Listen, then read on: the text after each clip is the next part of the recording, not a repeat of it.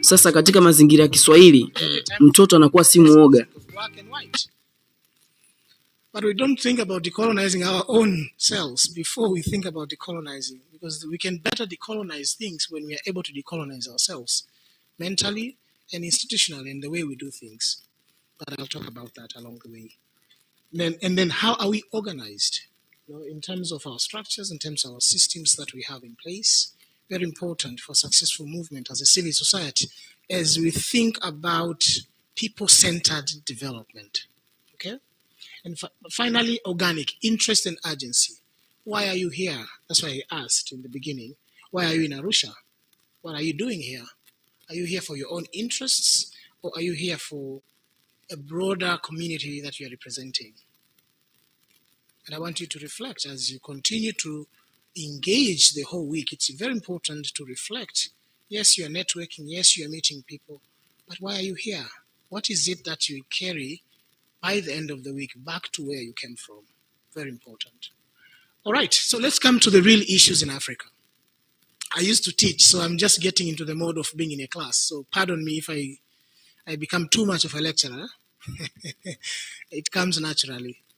So what are the issues? This is statistics survey that was done by Afrobarometer. And Afrobarometer, for those who know, it surveys citizens, the perceptions about different governance and leadership issues that are happening in the continent. And this is what Africans are saying about priorities, pressing issues in the community. Number one being unemployment. Of course, 1.4 billion people in Africa, 70% of those are young people under the age of 30. 65% are young people under the age of 25. 40% are young people without employment. Do the math. There's no change that we see in the continent that is not being propelled by young people. Right now, politicians cannot get votes if young people don't vote. It's very true. That's what has happened in Kenya recently. Young people didn't vote. The turnout was very low. And if you ask them, and I had a chance to talk to them, they ask, I don't see the importance. Why do I have to go and vote? For what? I see the same faces, the same names, the same elite structure that seem to perpetuate. They don't seem to help me. I'm still struggling. I work to find and justify means, find livelihood. So we need to think about that. Unemployment is very critical, not only in Tanzania, in the continent. It's a pressing, it's a time-ticking bomb. Young people without jobs. We have a project at PASCA that we are looking into young people's voices, resilience and adaptability post-COVID, where we are doing in 7 countries, in Nigeria, in Ghana, in Senegal, Ethiopia, Uganda, Rwanda, and Kenya. And in all these countries I've been to, speaking to ministers, speaking to young people, unemployment and challenges that young people are facing seems to be the top in the list. Health, education, infrastructure, water, poverty, all of these, I don't want to go one by one, but I want to emphasize the last one. People are saying democracy, inequality, and political rights. It doesn't seem to be, but it's very important. Civic space, and we'll talk about that. But we understand our economies. We understand the structure of our countries. You know, you can't talk of democracy if you're hungry. You need to feed your tummy first, then you can think about freedom. But anyway, that's a different conversation in a different space. But what I want to, the essence of this slide is just to give you a picture of what are the issues in the continent. What is it that is happening around the continent? And so much so that Tanzania does not feel we are unique in our settings. We are not. These are issues that are happening across the continent, and they're happening in our countries. The question now is, what can civil societies do about it? And I think that's the essence of why we're here in the first place. Okay. What about, let me now shift gear a bit and give you a sense of what are the issues that are happening in East Africa, because we are in East Africa. And by and large, East Africa is doing pretty well in that space. So just a footprint of what is happening where. In Kenya, for example, Kenyan men joined the battle to end FGMC. In 2019, 2020, I was contracted by Porticus Africa to do an evaluation, Amref Africa, sorry, to do an evaluation on female genital mutilation. They had a project called Alternative Rite of Passage, and in Kenya they wanted to understand to what extent the alternative rite of passage has worked. So we did with Maasai community in Kajiado, the northern side in Tanzania. What we found was quite revealing. In that report, actually, the Kenyan Anti-FGMC Board used it, the government of Kenya, was quite revealing in terms of what the citizens are saying about FGMC. My point I'm trying to drive home here is civil societies have a role to play. And working with communities, you can discover so many issues. Tanzania, you attack on activists, journalists, we have seen movement on social media, conscription of rights, we've seen them. And the question is, as the president put it, how do we engage in co-creation of these laws? Because laws are not meant to serve particular individuals. Laws are meant to serve us all as a collective body, as a nation. Laws are not targeted to individuals. Laws are supposed to be targeted to help the country. The question is how engaging the process of developing, building, and creating these laws is. Where are your voices? We don't want to see laws that seem to be skewed toward a certain direction. And I think from where we are and where the world is right now, it's very important. So my point on this slide is just to show you there's a lot you can do, a lot of good that you can do that can bring tremendous change in our communities. This is just an example. How can we hold governments to account? And because we are the third sector, how can we, I am still in that space as well, how can we hold governments to account? But the how is also goes hand in hand with the framing. There's the messaging and the how and the engagement, and then also the culture of debating. I think that I like that's why schools, they have debating programs. I think we need to encourage those. We need to encourage debating because they enhance our ability to not only to speak in front of the public, but to engage and think creatively based on issues and not personalities. Okay? Freedom of speech. This is, I know it's a topical issue. It's not only in Tanzania, it's across the board. How do we allow our citizens to engage and speak and challenge where they see things are not doing okay? And how do we take that power? Because at the end of the day, people have the power. The government, the leaders draw powers from the people. I have a friend of mine in Nairobi, probably some of you know, on the road, he was being interviewed, he said, on the road, when the police with their move, he said, why do I move? I'm the one who is paying taxes in the first place. Why should I move? You're supposed to save me. Well, it's a different conversation. But if you think about it, the irony is true. Why should you let the leaders pass? At the end of the day, the car they are driving is your tax. The fuel they are using is your tax. Why can't they just fall? Because they are there to save you. If at all leaders claim to save people, but of course there are issues to do with security and whatnot.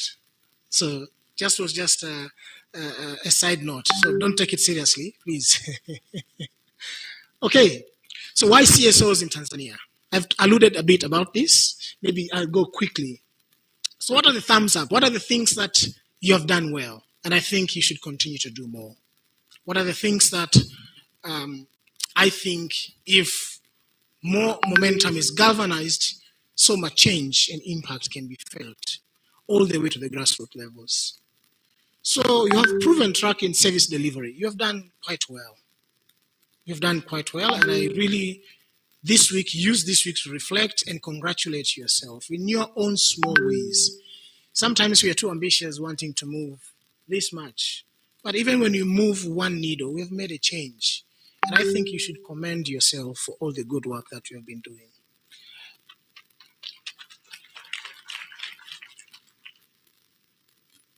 emergency responses we have seen during COVID-19. We've seen how most vulnerable in the communities have suffered.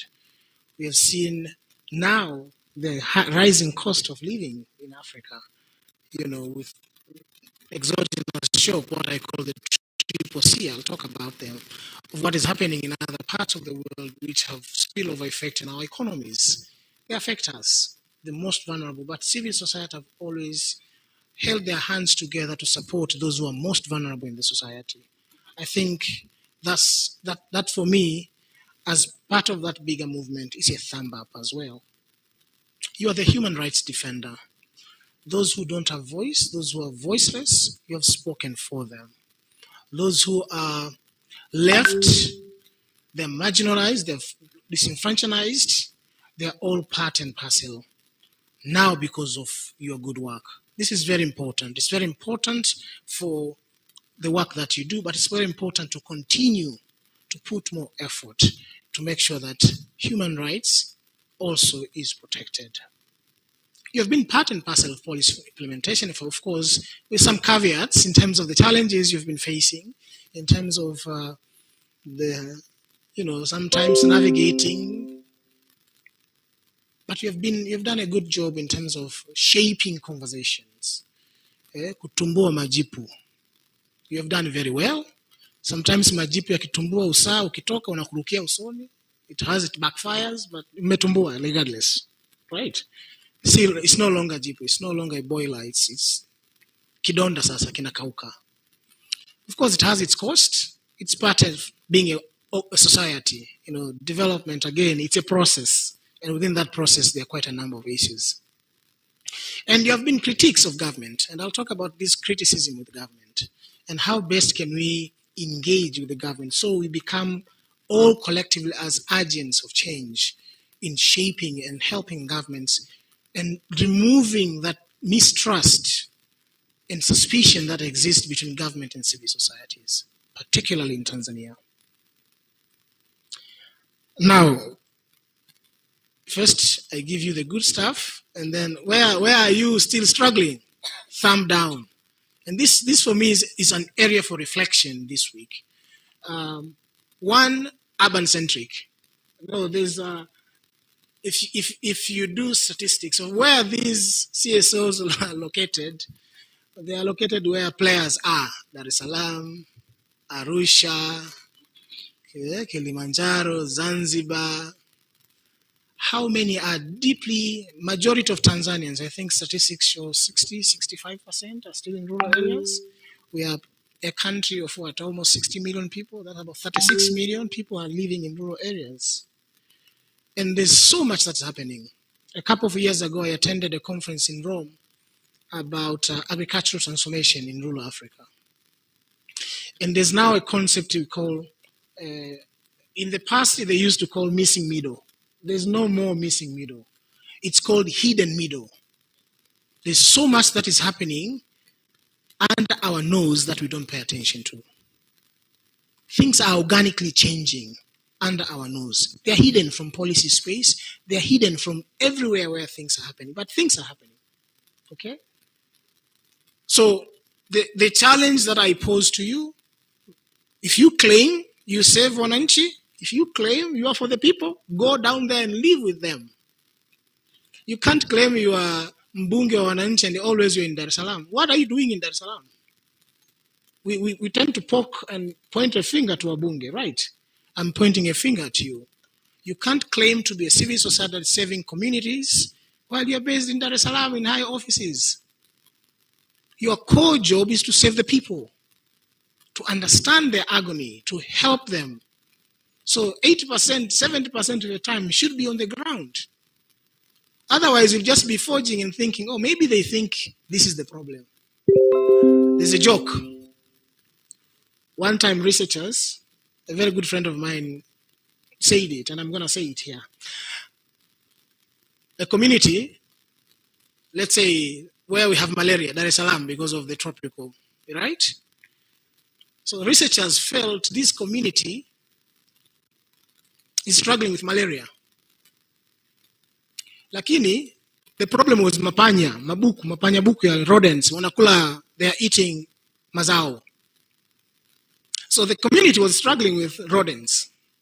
But researchers from outside, they thought the problem is malaria. These people, that place must have so much malaria.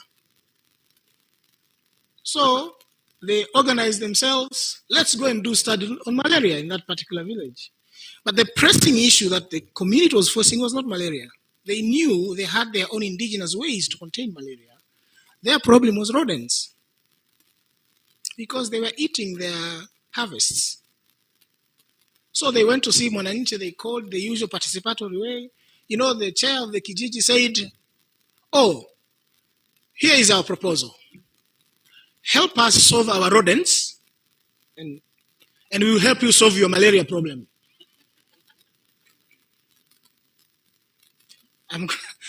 Your malaria problem. Help us solve the rodent issue that we are facing. We will help you solve it. Because for them, malaria was not an issue. For them, the issue was rodents. So there was mismatch. What you think Mwananchi wants is not necessarily what they truly want, unless you go down there, sit down, talk to them, understand what they need. Formulate policy, formulate plans, engagements from the bottom up. That is the challenge to you. Elitist. There has been claims that civil society are elitist, a certain type of people. We need to think differently. It's not a group of the eco minds coming together. It's a group that is meant to serve a greater good. And its composition then should be representative. Boldness to change the way you do things. The world is moving. I'll talk about some of these, and I had a chance to review the program. I see there are some very interesting activities that are going to be presented in the course of the week. But it's very important to change. Sasa sisi wa Tanzania watu tunasema Mwalimu wa Nyerere fikira za mwenyekiti zidumu. But dunia imemove. Fikira za mwenyekiti bado zinaheshimika, lakini je, kweli zidumu? Sio kama tunadharau. Change, we have to adapt. So boldness to change is key. And how can you change if you're not open? If you're closed-minded, you cannot change. If you're not open to criticism, you cannot change. If you don't have time to reflect, you cannot change. So I implore you to embrace that culture of open-mindedness, engagement, constructive engagement, so you can change. And if you change, you are able to gravitate development all the way down to the people, and you will carry the people with you to where they're supposed to go. Sustainability. Of course, funding. Some of you said you put mamilioni to share. I have my own. Yes, funding is important. We need to have partners. But I have a slide on that, and I'm going to pose questions on that. So let me not preempt it. Constricting civil space. Yes, this is also a challenge, particularly for the government. You guys, all of us, we have to be careful what you say, how you say. The civic space is a bit restricted. But then, what do we do? Even for the space that we have. Can we keep complaining the government? Yes, the government can in its own ways. But what is government? Government is not a machine from heaven. Government is people we grew up with. We went to school together. We play with them. What shaped them? Some of them you went to school together, to church, mosque, every day. But what changed? These are the things that we need. And since we are dealing with communities, we are dealing with people, there's a great opportunity to actually address some of these issues. Sometimes, some of them at family level, at household level, at community level, and NGOs have a space to play there. Unfavorable policy environment, I've talked about this. Let me talk self-interest, not people-centric. You set up a CSO, very bold vision and mission, big English, lots of vocabulary. You go to donors, big tie.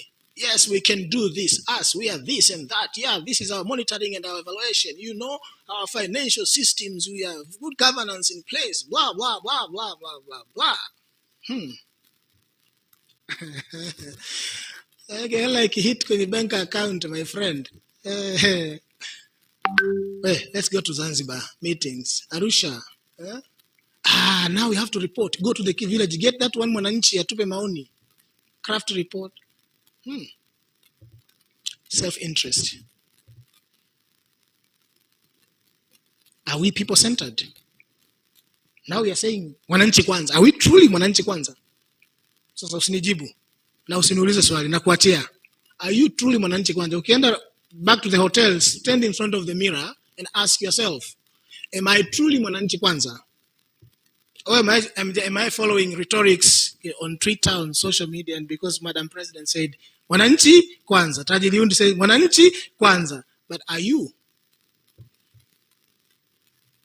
Integrity. Very key. For development partners in the room, integrity is everything in the civil society movement.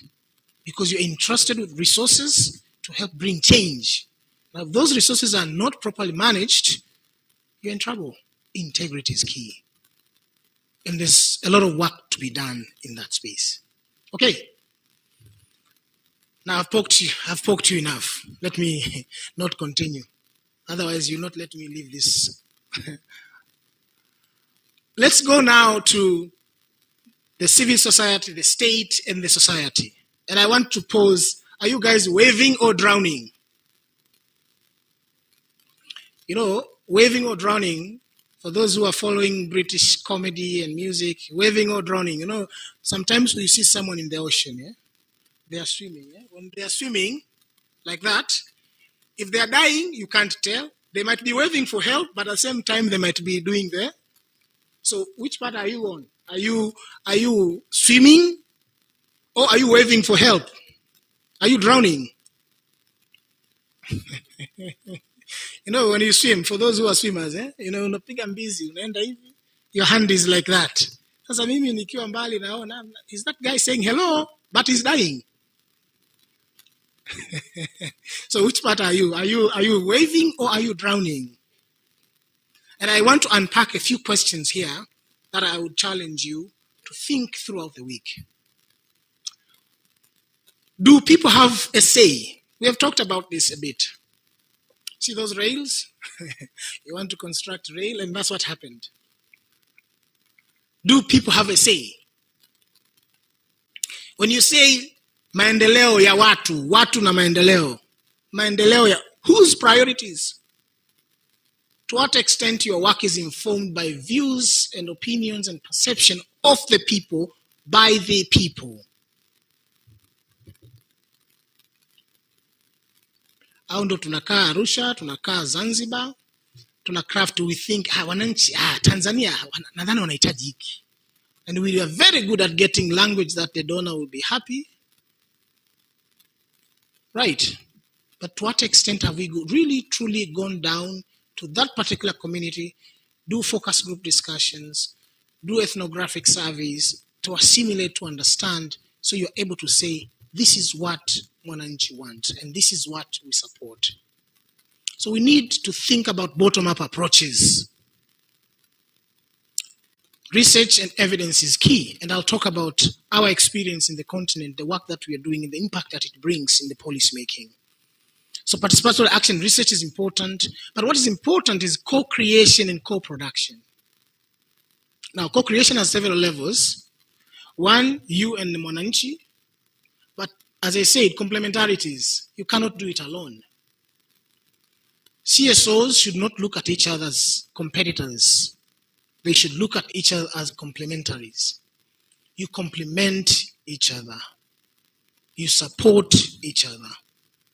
The question is, have you done scoping studies, mapping of who is who, where, and maybe this is where the federation should come in. Because you have the members, who is doing what. Right now, last year I had a conversation with donors and I share this example all the time, who are keen to see how they bring together think tank of think tanks, starting off with East Africa. And for the very simple reason, each CSO produces evidence. They all go to the government. Huyu anaingia, imagine I'm the minister. You set appointment, unaingia, Madam President naye anaingia. Wewe ukitoka anaingia na evidence yake. Huyu anaingia na evidence yake. Huyu anaingia na evidence yake. Huyu anaingia na evidence yake. It creates confusion. Policymakers are confused. Can CSOs in Tanzania have a cohesive way of how they engage? Very important. Yes, you want to raise money, yes, but think of a way, a win-win way in which CSOs can galvanize effort, so you avoid duplication of effort. If Twaweza is already doing evidence generation, why can't you complement Twaweza's effort, use that evidence to inform other? If ANSAF is doing, but sometimes we all want to do the same things.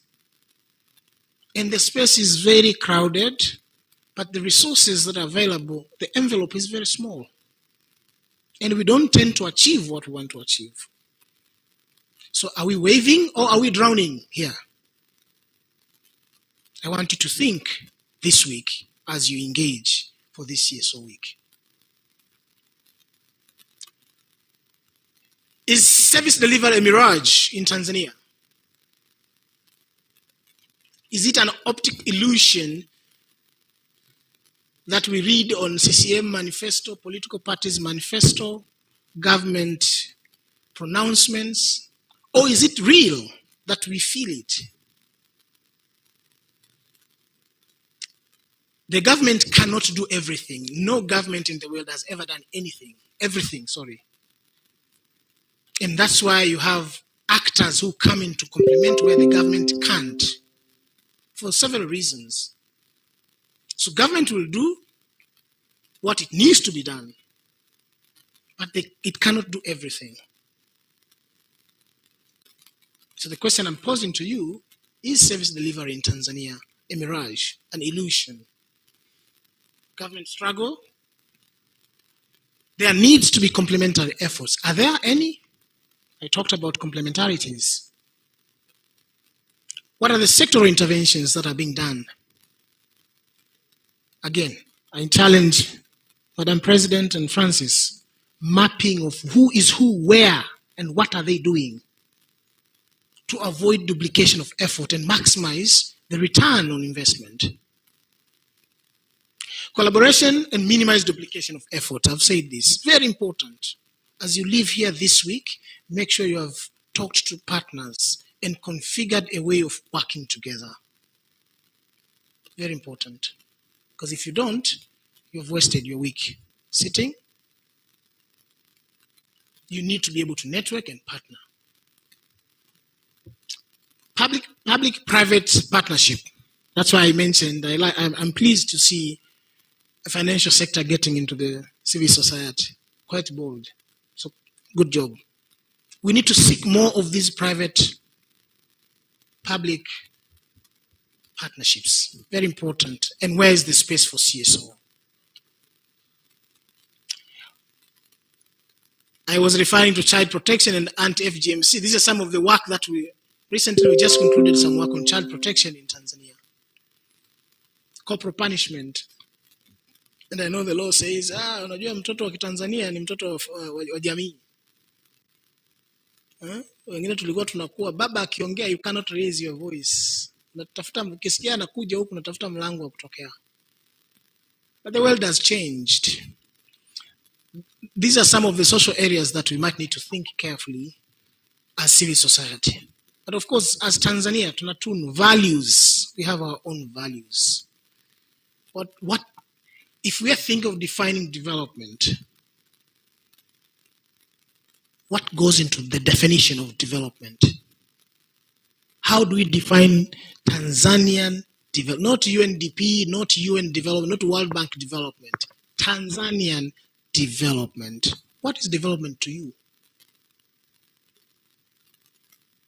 It starts there.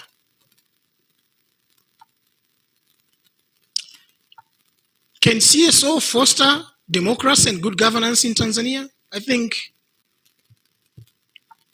can it be yes or no or somewhere in the middle? Is it yes or no? Somewhere in the middle. Okay, that says a lot. Somewhere in the middle, it could be, yes. You're a justice defender.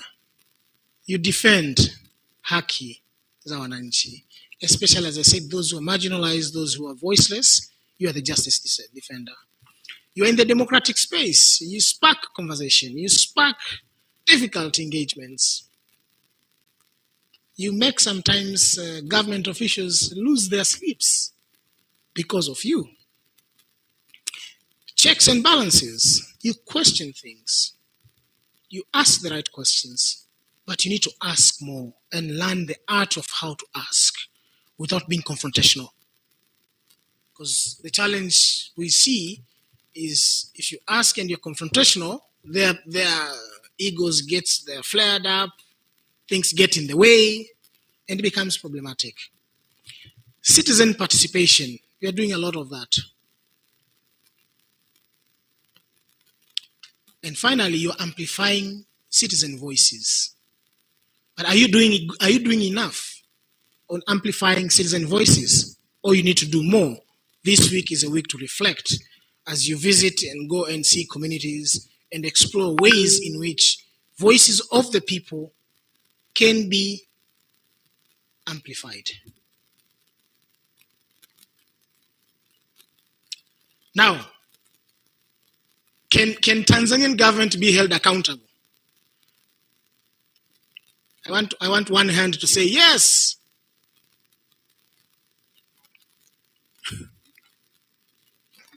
Anyone? Yes, ultimately, yes. Can it be held accountable? Is it held accountable?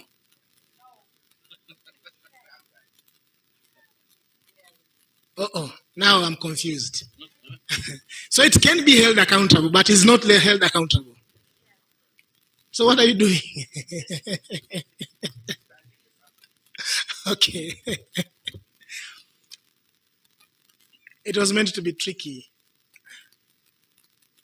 Knowledge transfer is key. We want to engage government.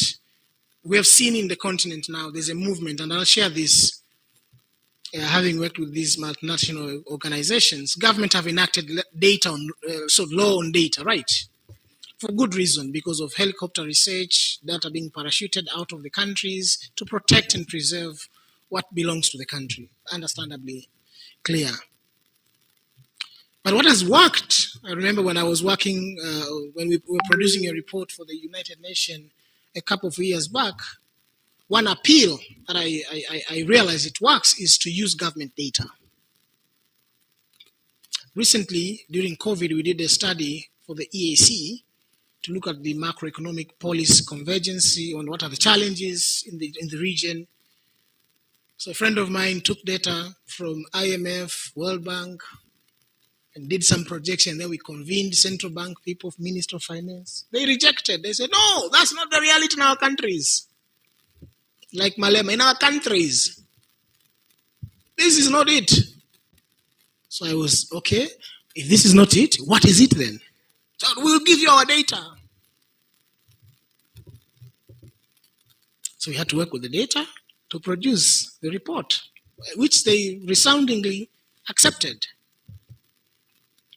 What I'm trying to say here, we need to advocate for more space of engagement with the governments. As I said, government cannot do everything.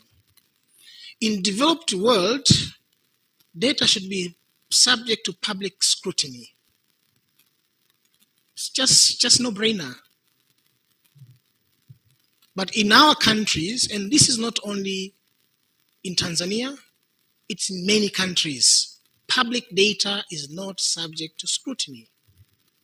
It should be, because those data are not manna from heaven. They are from the people, for the people, by the people. And they are funded by the citizens, taxpayers' money. So CSO has a space to engage and ask and demand.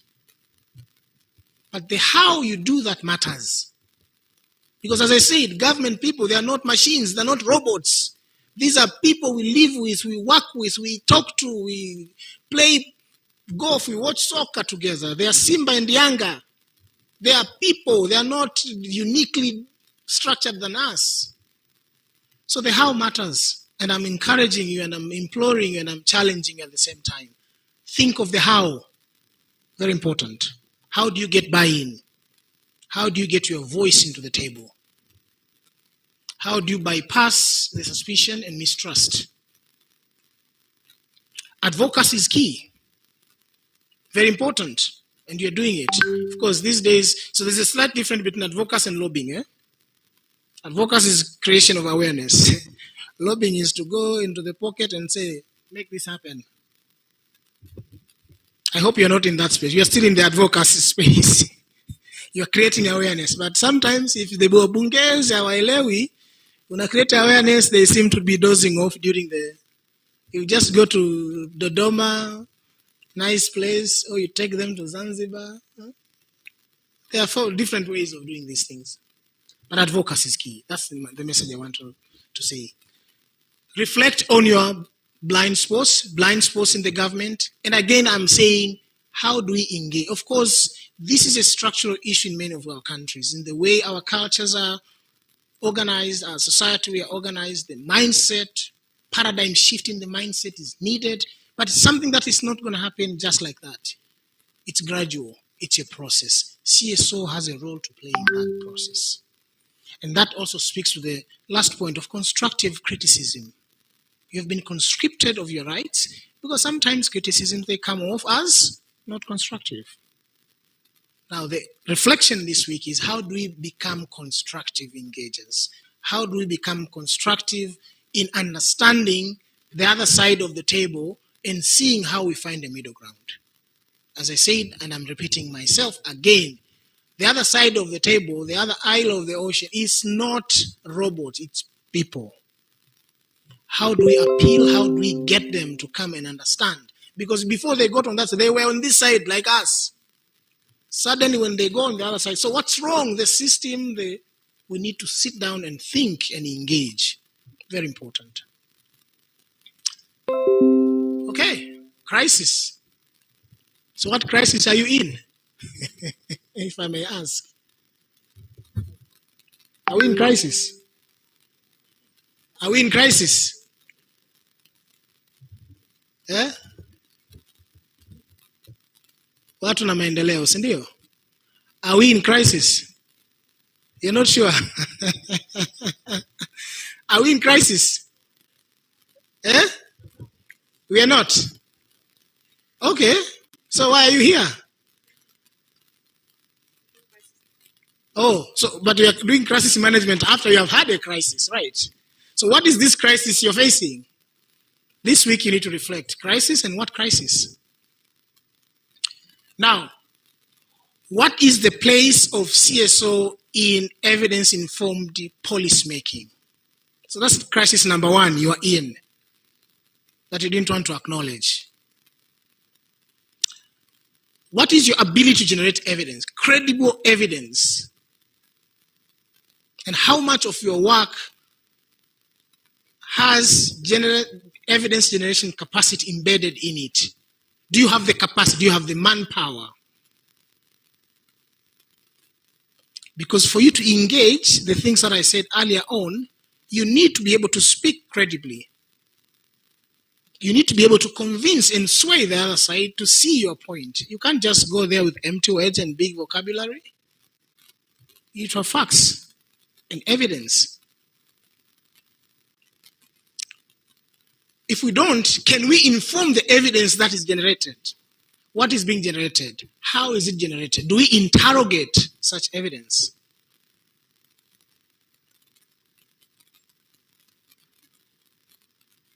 Policy making now, most donors, partners who support, they look into results. Right. Evidence. To what extent what you're doing will amount to this and will change that. When you go to speak for advocacy, for lobbying, are you prepared enough? Or you just go there with big Kiswahili, na misamiati mingi, content 0.1%. 99% is, I'm sorry, hakuna kitu bana. Wakenya nasema unaniuzia chai tu.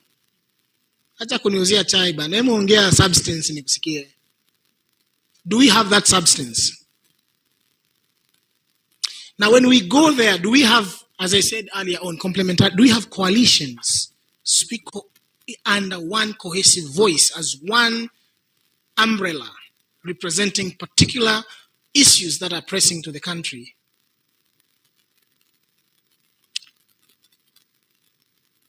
Data governance, very key. Where is your space in that space? Where is your space in that space? How do you engage? How do you get government to listen? Very important.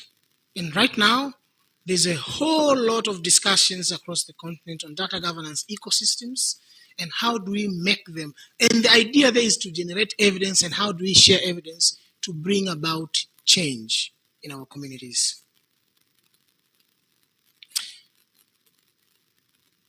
Now, I'm going to come home where my institution focuses more a bit. And we focus more on public policy and governance issues in the continent. Public policy is very broad, right? Social policy, health, education, you name it, environment. Now, I want to take you through the process of how we work as an organization. And I hope this can sort of inspire you in one way or the other. So first, and the question there is, how do you position yourself for public policy discourse? You want it to be listened, but people will listen to you if you have substance to share. You have evidence to share. You can't claim to be listened and you have nothing to share.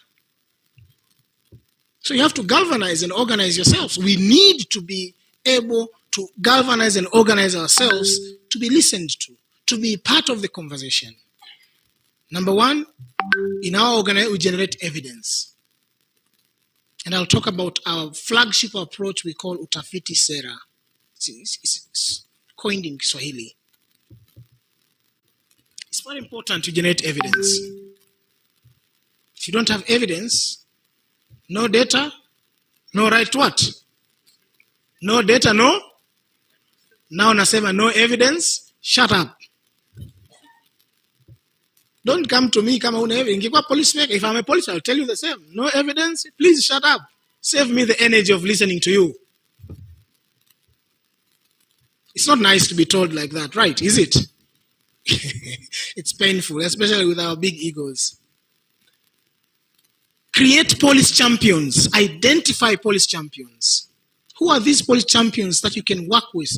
Even in the government, you have the extreme concept, but there are those who are identify people who will align with you, who will listen to you, who can actually go in and speak for you. These days they say in corporate world, if you don't have people who can speak for you in the boardroom, so you need to find someone who can speak for you in the boardroom, right? Because somehow, somewhere down the line, you need to have someone who can speak for you. So identify police champions, people you can work with, within yourselves, within CSOs, but even vertically, up, players, private sector, who can listen to you. Even within the government, who can listen to you. Synthesis and packaging and dissemination is very key. Sometimes we have evidence and we are terrible at packaging that evidence. Terrible. You need to know your audience. I hope I'm doing a good job so far. I hope I'm not I'm not terrible. You need to really know your audience. Who are you talking to? Who do you want to talk to? How do you talk to them? The same slide we presented to the donor, you go to the government with the same slide. It doesn't work like that. You have to contextualize things. So synthesis and packaging and dissemination of information is extremely important. Unataka kwenda kwa mwananchi alafu unataka kwenda na Kiingereza mingi. Kwanza mwananchi atasema, "Wewe, you are wasting my time. Wacha nikalime bana." Si ndio? You have to be creative, and the only way you can do that is if you understand, if you are there with them. But ukitoka mjini, you are never there. You'll go with brochures, unaitwa nini? Napeleka vipeperushi. Oh, sijui ina Kiswahili mingi. What is this? Then you lose. Policy formulation. Get in that space. Get in that space of policy formulation. Push. But the only way, and that's why they have, okay, we have Serikali Vivuli. I'm not sure if Serikali Vivuli shadow governments in the parliament, do they really work? Yeah? I'm not sure. I hear debates in Kenya, shadow governments, and they're very serious. They have facts. They have facts, and sometimes they put ministers on the spot with facts. Nothing personal. Strictly data-driven. The policy makes sense. We've done this study, doesn't work. But how you say it matters. It's not that they won't listen, they will listen. How you do it matters. Implementation. How do we implement what is agreed? Again, I hear the slogan here is people-centered development. And finally, movements. How do we coalesce ourselves? How do we bring the different players and partners that we can work together? In Kenya, we did a study. Have you ever heard of a concept called sextortion? Sextortion. Sextortion, we did a study in slums in Nairobi showing young girls who exchange sex for water. Sextortion. And that evidence was featured by BBC because we were able to show under what conditions these young girls in slums are suffering to the extent it's dehumanizing to sell your body just to get water. Basic necessity. So do we need to create movements to address some of these challenges and know who is doing what, where, when. That way we are informed. You are claiming to asking and wanting a voice, but that voice is voiceless if you're not informed.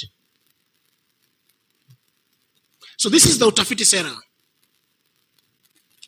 Utafiti Sera is a flagship program we are doing across many countries in the way we do research and evidence generation. We basically focus on demand-driven research. In academia, having worked in academia before, researchers, they tend to sit in a ivory tower. I'm a professor of XYZ. I think this is the problem. This is the hypothesis I want to test. They do a very fancy model and whatnot, and they go to Mwananchi and say, what is this? Nonsense. Rubbish. No one is listening. Well, go publish and get your accolades as a professor or whatever. But it doesn't speak to the realities because of disconnect. Now, our way of doing research is bottom up. We identify an issue, we coalesce around players in different sectors, what we call communities of practice or houses in different sectors in urbanization. We have projects across many countries on African cities, on agriculture, on water, on health. Now we have COVID vaccines in multiple countries. But the idea there is the research and the evidence we generate is owned by the people, by the stakeholders within that space. To the extent our work has found its way into policymaking directly, without a fuss. We convene ministers, we talk to them, they listen because they were part and parcel of that evidence generation process. Directly or indirectly. Very important. So it's a lesson here. As we think, and I push you to think about evidence generation, perhaps you might want to learn more about our Utafiti Sera, and feel free to visit our website. You read a lot more of what we do there. Now I see people are almost sleeping. So let's go, let's come back to the world. Where are we now and where the future is? The present and the future of CSOs. And I've identified about 5 areas that I want to talk about. The first one is the 4th Industrial Revolution. 4th Industrial Revolution. We are talking about Africa Industrialization Agenda, Agenda 2063. At the core, the pinnacle of 4th Industrial Revolution is digital transformation. We see a lot of, now don't misquote me, tweeting a lot is not digital transformation. Writing a lot of social media is not digital transformation. It can be part and parcel of digital transformation. But what I'm trying to bring to the fore here is how prepared are we to support this movement, to support our countries in the 4th Industrial Revolution. We have a role to play as the 3rd sector. We are working with people, with young people. What platforms are we creating for digital transformation? If you go to Rwanda right now, and I'll give what Kagame is doing in Rwanda, they are heavily investing in digital transformation, ICT hubs. They have invited great universities to be hosted in Kigali. Carnegie is there. All the top Ivy League universities, they are opening centers in Kigali. And most parents in the region, they send their kids to Kigali or Mauritius for IT-related degrees. They are preparing a massive young people, a population of young people who are very keen, who are savvy and digitally equipped to innovate, to think and act. Now, challenge for CSOs in Tanzania. Where are you in that space? Because 4th Industrial Revolution is here. So don't wait until upitwe na upepo. Upepo umefika. Unafanya nini? How you go always to health, water. I've been doing that 20 years. 4th Industrial Revolution inakuja. Health and water, they are still. How do we think differently? Data and governance systems are very key, and I've talked about them. The second issue I want to talk about, which is the present and is also the future, is the youth bulge. I said before, Africa now is approximately 1.4 billion people. 70% of 1.4 billion people are young people. It's a time-ticking bomb. Right now, you compete for a public office. Statistically speaking, a huge chunk who will vote for you are young people. The old people are phasing out. I don't mean to say they should go. I'm saying it's a fact. Wazee naomba mnisamee. Na ile nadharia ya kwamba kijana ni taifa la kesho, I'm sorry, it's flawed. It's horrible. Wale walikuwa wanasema kijana ni taifa la kesho. Mzee Uto, tafadhali. Naomba tuheshimiane. Kijana ni taifa la leo. We live today. We don't live for tomorrow. We live today. Nataka vijana mlioko mndani na mpige vigelegele. We live for today. Politicians, leaders, listen. We need to create spaces for young people. Very important, and I keep saying this across all the countries that I've gone to. We cannot change governments unless we have young people in the power and policy-making decisions, boardrooms. We have Minister of Youth. Who is the minister? How old is he or she? Is it a young person? Define young. Huh? Definition of UN is up to 34. If he's above 34, he's not young. Or then he's not young. We need to be able to trust young people to build their capacity. You know, sometimes, and I'm going to say this, when I was being recruited, I'm a young man by all counts. And you go to the board, you meet old people. Yeah? And then I remember one time I was being introduced. They said, "You are giving this young man an organization. Are you sure? Are you sure?" But I've proven that I'm what it takes. And there are many like me in the audience. What we need is to give them the chance. We won't know if these young people are capable. If we keep blaming them and say, young people are lazy, give them the chance. Let them fault, and then you have evidence to say about them. Civil societies, you have a role to play. Building confidence of young people. It's real. And it's the future. This is the problem the continent is grappling with as we speak. And it will be here for the next decades to come. This is very important. So I implore you this week, in all your discussions, think about where is the space for young people. Allow me to talk briefly on the CCC challenges. By CCC, I mean COVID, conflict, and climate change. COVID, conflicts, and climate. Tanzania, we are very lucky. Conflict is not, well, we have our own mental conflicts. It's not that we are free of conflicts. We do have conflicts, but we don't take bundukis and go to the street and kill each other. So we have our own mental conflicts, which with mental health and support, we find a way to navigate and survive. But I want to focus more on COVID and climate change. Climate change is real. Yesterday I was talking to someone, food security issues. Right now we just got secured funding from one of our donors on food systems. What are the challenges? COVID has brought to the fore challenges on food systems. How do we think differently? Especially for the people, those who are marginalized, those who are voiceless, those who are in the rural areas, those that we claim we are here this week for them. What are we doing about them? What kind of interventions are we designing for them?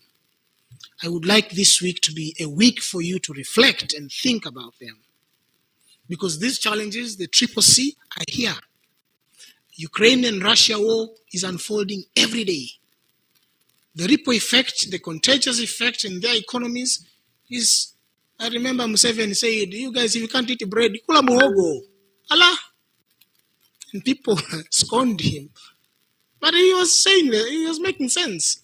Why do we have to eat bread while we have muhogo, which is very nutritious, by the way. And most of us grew eating those muhogo. When we came to town, that's when we knew bread. What is wrong with eating ndizi and mtori? Anyway, that's a conversation. I usually have such conversation in economic policy debates and what are the priorities countries can do and think in terms of what to deal with the current economic shocks. The last point, the last but one point is system change, futuristic thinking. And I want to talk about this because this is very important, especially for CSOs that are governing, are aiming to raise resources. We are more reactionary than anticipatory. We react to things. COVID, hey, now what do we do with COVID? But we have never spent time to think, what if pandemic happens? What do we do? We react. When something happens, that's when we start organizing ourselves. Oh, here, do this, here, do that. No, call someone. Hey, they fix that. Hey, go to that. But have we spent time to think and anticipate the future? CSO, you need to think of the future. System change. Anticipate the future. Plan accordingly. Very important. And finally, let me talk of the buzzword in town, the Continental Free Trade Area.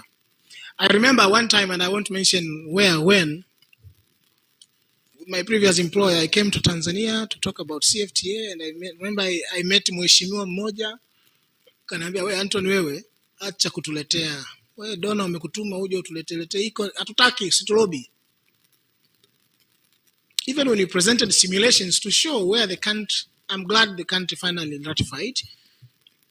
And I went around countries to present to trade ministers what our simulations were saying, the benefit the country stands to gain. But what I want to bring to CSO, this is a very important area. Right now, they've just ratified a protocol on youth and women. And as I said, population kubwa ya Afrika ni vijana. They've passed a protocol on youth and women. Civil society, we tend to focus on, this is an opportunity. I was involved in developing national strategy for Kenya, for the government of Kenya. The priority on their CFTA strategy and implementation plan, which I have, and I was a part of the team that developed it, is youth and women. How do they tap and bring more youth into the trade sector?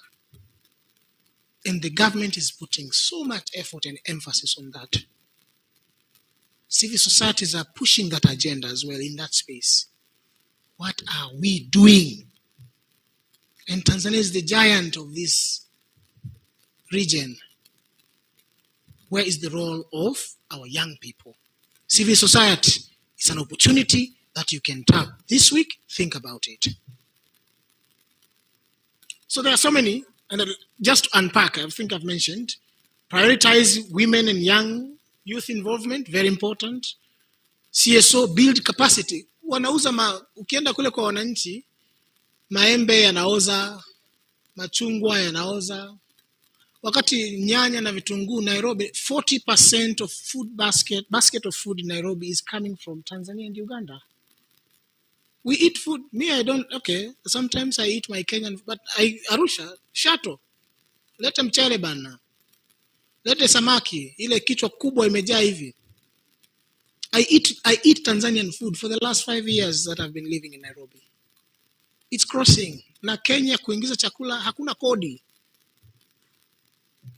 Tax free. It's an opportunity. CSOs, wananchi wenu wanalima, hawajui kutafuta masoko wapi. You can galvanize and help them. You want to bring change because kimbizana serikali on the one hand, but also wape watu pesa mfukoni, watakuwa na power ya kusupport. Wakiwa na njaa hata ukipiga kelele utakuwa unaleta I'm being constricted, but no one can listen because they're hungry. But creating opportunities for our people is important, and that's part of people-centered development. Policy influence, labor movement, this is what CFTA is advocating. Feel free to read more about it. Now, my last but one, I think this is, yes, last but one. Is sustainability possible for CSOs? Is it possible?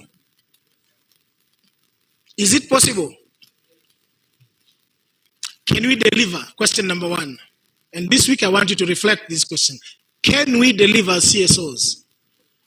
Au tunaandika tu Kiingereza kizuri kwenye paper, actual implementation, tunaanza kuitana kwenye vikao. Wewe bana tunafahamiana bana, acha mambo yako bana. Si ndio? Can we deliver? If we want to talk about sustainability, we should be able to deliver and deliver results. Are we flexible? We have dogma thinking, dogmatic thinking, fixated mindset, not growth mindset. Are we flexible? Can we reinvent ourselves? This week you are here. Can you reinvent yourself? Go back to where you came from with a different way of thinking and seeing things to reinvent yourself. You talk of sustainability, you need to be able to reinvent yourself. What about integrity, honesty, and transparency?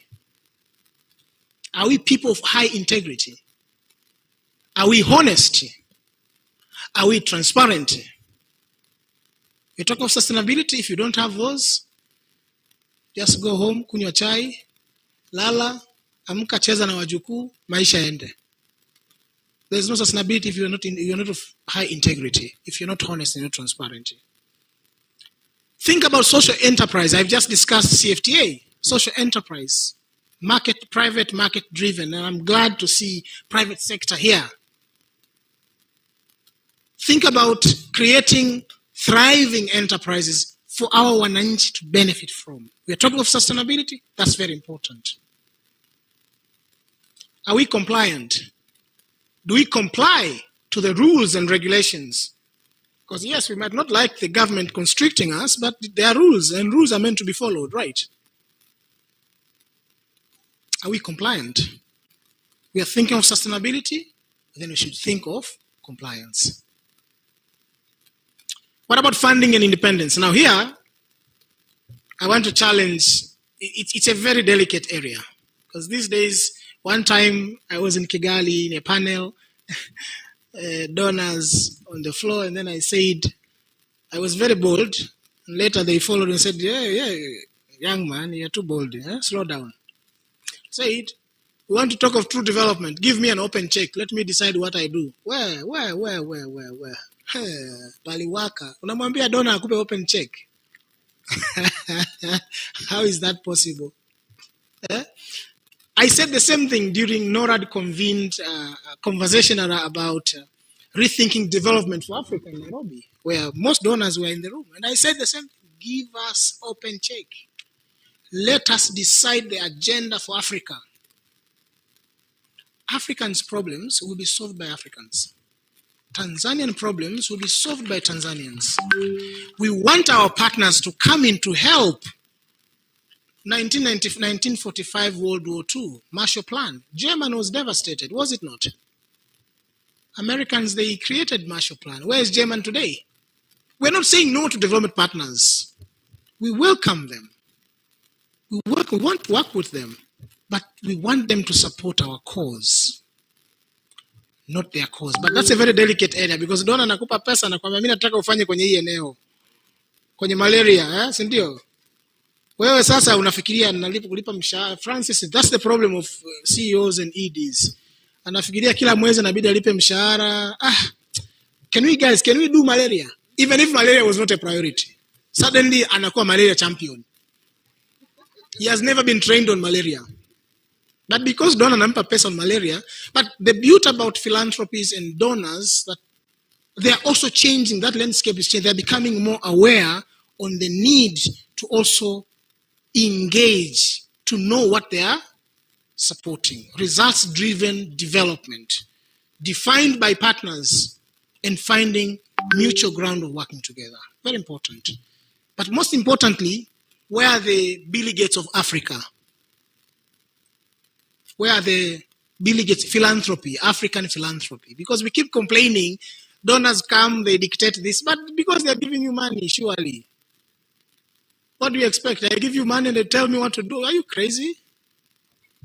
Not possible. You want to dictate your own, raise your own money. Where are the African philanthropy? Charity begins at home. For how long? For the last 6-7 decades, we have been donor dependent. Are we going to continue like that until 2-3 generations, 4 generations from now? It's about time for Africa to think. Civil society, you have a role to play in changing and shaping that conversation at grassroots levels. And before I finish, I want to ask you a question. What can we do with what we have? It's not about money from donors. We have intellectual capital. We have social capital. We have social networks. What can we do with what we have? Allow me to stop there. Thank you very much.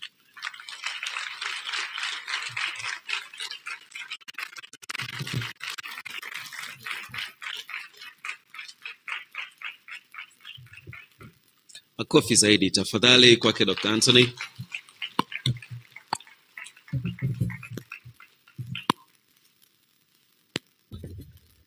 Dr. Anthony, tatizo la kwanza la presentation yako ni Kiingereza kingi.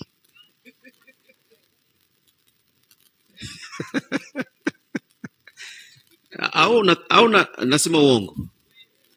Lakini je, yeye ana Kiswahili kingi? Kwa tunampongeza tu hata hivyo, si ndio? Anyway, leo bwana tunazungumza ukweli wa mambo mengi sana. Na ukweli huo utatokana na presentation hii ama wasilisho hili ambalo tumelisikia. Kwa kiwango ambacho tumeelewa.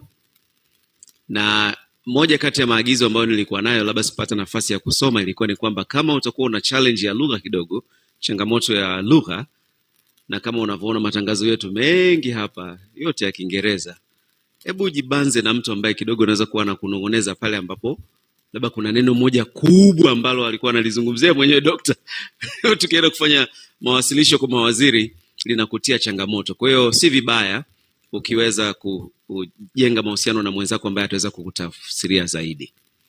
Sasa